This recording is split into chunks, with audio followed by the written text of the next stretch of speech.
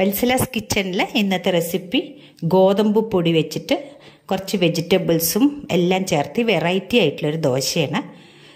ഇതിൽ ഇപ്പോൾ നമുക്ക് കറിയോ അതിൻ്റെ ആവശ്യമില്ല, ചട്നിയോ ഒന്നും ആവശ്യമില്ല. ഇത് ഈ ദോശ വെറുതെ തിന്നാൻ പറ്റും. ഒരു ഗോതമ്പ് ദോശയാണ്. നമ്മൾ സാധാരണ ഗോതമ്പ് ദോശയിൽ ഗോതമ്പ് പൊടി മാത്രം കലക്കിയിട്ടുണ്ടാക്കുന്ന ദോശയല്ലേ. ഇതൊരു വെറൈറ്റി ദോശയാണ്. അതിന് വേണ്ടിയിട്ട് ഞാൻ കുറച്ച് വെജിറ്റബിൾസ് എല്ലാം എടുത്തിട്ട് ക്യാരറ്റ്, ക്യാബേജ്, ഓണിയൻ, മല്ലിയില, ഒരു പച്ചമുളക്, എരിവ് നമുക്കനുസരിച്ചിട്ട് 2-3 ഇട്ട് കൊടുക്കാം. ആദ്യം ചെയ്യാൻ പോണത് ഈ ഗോതമ്പ് പൊടി ഒന്ന് കലക്കി വെക്കുക. അത് പിന്നെ കുറച്ച് തേങ്ങ എടുത്തിട്ടുണ്ട്, ഒരു 2 ടേബിൾ സ്പൂൺ തേങ്ങ എടുത്തിട്ടുണ്ട്. വളരെ കുറച്ച് മഞ്ഞൾപ്പൊടി. ഇനി നമുക്ക് വെള്ളം ചേർത്തിട്ട് ഈ മാവ് ദോശമാവിൻ്റെ പരുവത്തിൽ കലക്കിയെടുക്കാം.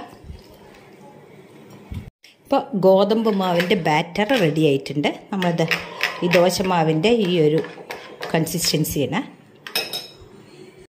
ഗ്യാസിൽ ഒരു പാൻ വെച്ച് കൊടുത്തിട്ടുണ്ട്. അതിലേക്ക് കുറച്ച് വെളിച്ചെണ്ണ, ഒരു 3/4 ടീസ്പൂണ് കടുക് ഇട്ട് കൊടുക്കുന്നുണ്ട്. കടുക് പൊട്ടുണ്ട്. അപ്പം നമ്മൾ ഈ വെജിറ്റബിൾസ് ഓരോന്നായിട്ട് ഇട്ട് കൊടുക്കുക. ഉള്ളി, ക്യാരറ്റ്, ക്യാബേജ്, പച്ചമുളക് ഇതിട്ട് കൊടുക്കുക. ഇത് അധികം ആവുമൊന്നും വേണ്ട, ജസ്റ്റ് ഒന്ന്.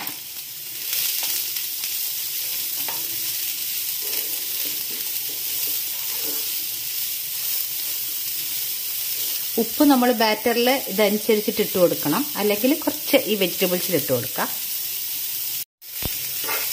ഇതൊരു 2 മിനിറ്റ് ഇളക്കി കൊടുത്താൽ മതി.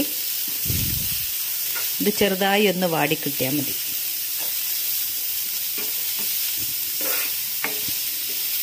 ഇതാവുമ്പോൾ നമുക്ക് ചട്നി പൊടി ഒന്നും ഇല്ലാണ്ട് ഈ ദോശ വെറും ദോശ കഴിക്കാൻ പറ്റും. എരിവ് വേണമെങ്കിൽ 2-3 പച്ചമുളക് ചേർത്തി കൊടുത്താൽ ആവശ്യമുണ്ടെങ്കിൽ. ഇത് ഇത്ര ആയാൽ മതി. ഇതിലേക്ക് ആ 2 ടേബിൾ സ്പൂൺ തേങ്ങയും ചേർക്കുന്നുണ്ട്. നമുക്ക് ഗ്യാസ് ഓഫാക്കാം. ഇപ്പോൾ ഈ ഫ്രൈ ചെയ്ത വെജിറ്റബിൾസ് ഈ ബാറ്ററിൽ ഇട്ട് കൊടുക്കുന്നുണ്ട്.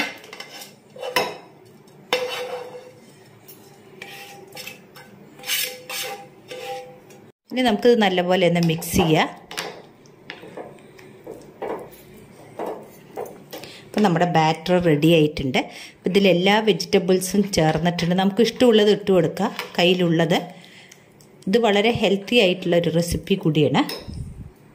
ഗ്യാസിൽ ഒരു പാൻ വെച്ച് കൊടുത്തിട്ടുണ്ട്. ഇത് അധികം ചൂടാവണ്ട. ചൂടായാൽ നമുക്ക് ദോശ പാർന്നാൽ ശരിയാവില്ല.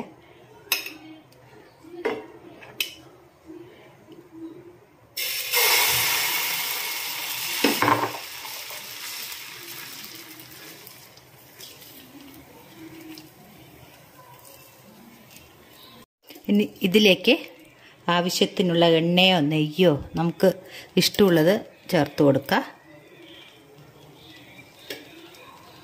ഇതൊന്ന് മറിച്ചിട്ട് കൊടുക്കുക.